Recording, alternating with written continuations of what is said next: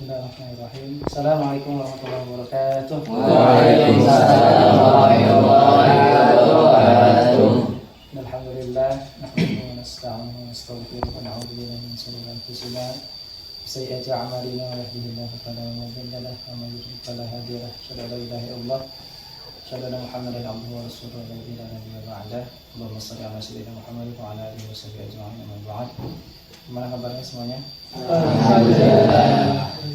Alhamdulillah, kita syukur pada Allah pada kesempatan kali ini masih diberikan kesehatan iman Islam sehingga kita masih bisa melakukan berbagai kegiatan termasuk menuntut ilmu, karena menuntut ilmu bagian dari kewajiban yang insya Allah mendapatkan pahala yang besar di sisi Allah.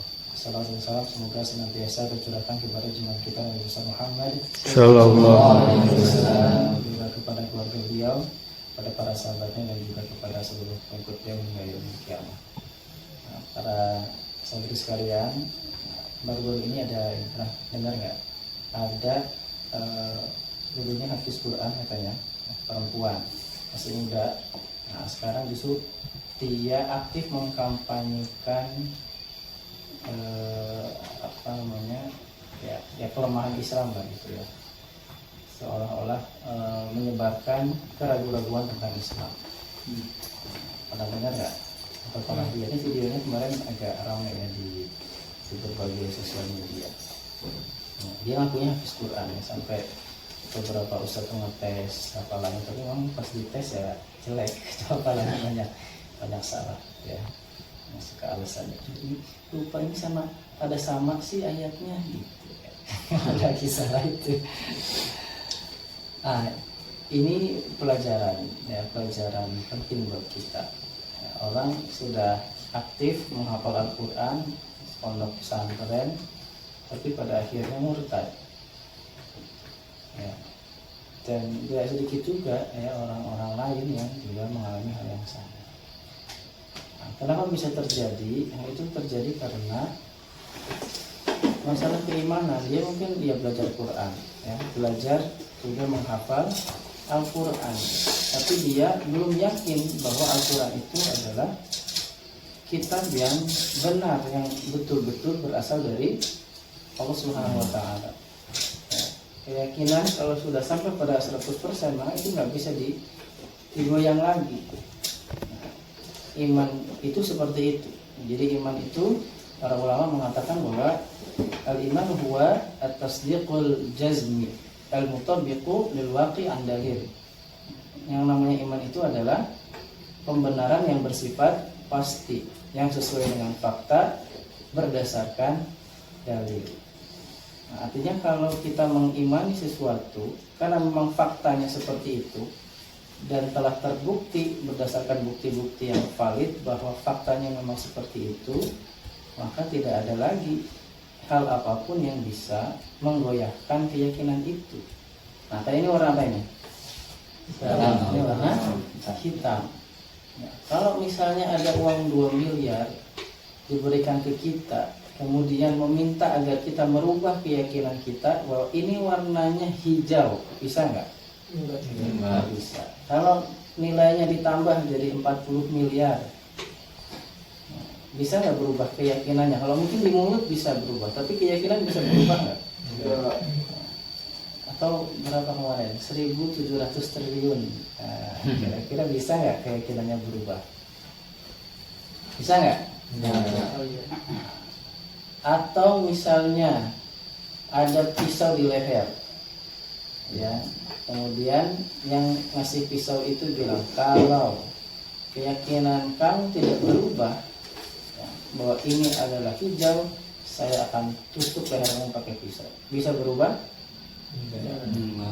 Atau misalnya orang-orang yang kita cintai, ya, kita diikat, ya, orang-orang kita cintai disandra. Nah, kemudian dia mengatakan kalau kamu tidak merubah keyakinan kamu bahwa ini warnanya hijau, saya akan ceburkan satu persatu keluarga kamu kepada minyak yang mendidih ini. Kayak siapa itu kasusnya? Masih ingat nggak? Ya, Siti Masito, ya, itu salah satu wanita solehah yang diabadikan namanya yang menjadi inspirasi bagi banyak orang, ya, inspirasi keteguhan keimanan. Ya, sudah anaknya satu persatu dimasukkan ke dalam periuk yang isinya itu minyak panas, tapi dia tidak sedikit pun merubah keyakinan. Nah, ini kalau ada kasus, ya, dia udah bergelut dengan Al-Quran, tapi kemudian dia mengingkari, ya, kufur kepada Al-Quran itu, ya, berarti pada saat itu dia belum sampai pada keyakinan bahwa Al-Quran betul-betul berasal dari Allah Subhanahu wa Ta'ala, pencipta alam semesta ini. Nah, itulah pentingnya keimanan dalam kehidupan kita. Kalau kita lihat hari ini banyak orang bunuh diri, ya. Kalau tidak bunuh diri, banyak juga yang membunuh orang lain dengan mudah. Ya. Itu kenapa? Karena dalam hidupnya tidak punya sandaran yang kokoh, sandaran yang kuat.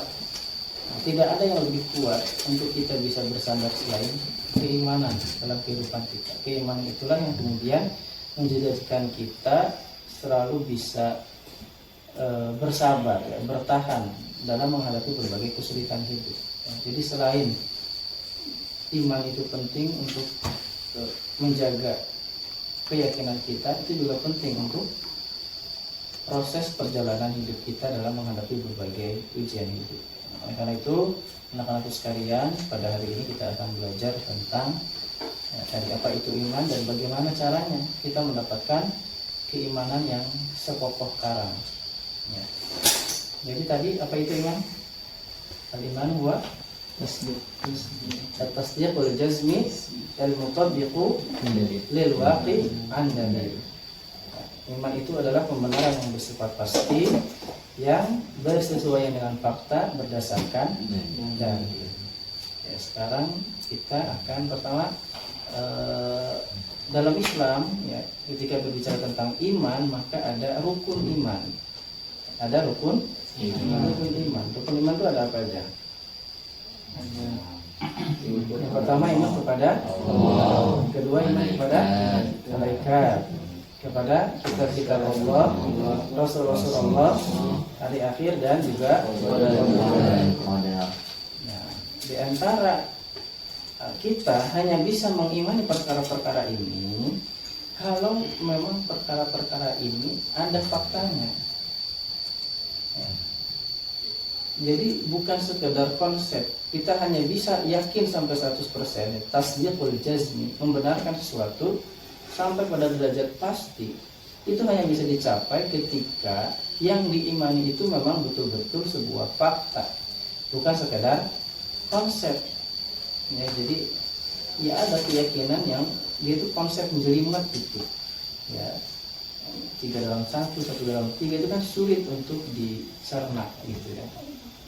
Jadi ya konsep gitu. Sementara untuk bisa disebut iman, yakinnya harus pasti. Dan untuk bisa mendapatkan kepastian, ya harus ada fakta yang diimani. Nah, tetapi keberadaan sesuatu secara pasti, artinya fakta itu betul-betul ada, untuk bisa memastikan hal tersebut harus ada dalil atau bukti. Nah, dalam Islam keimanan itu, dalil untuk membuktikan keimanan itu ada 2. Yang pertama ada dalil akli, yang kedua ada dalil akli. Apa itu dalil akli? Dalil akli itu adalah dalil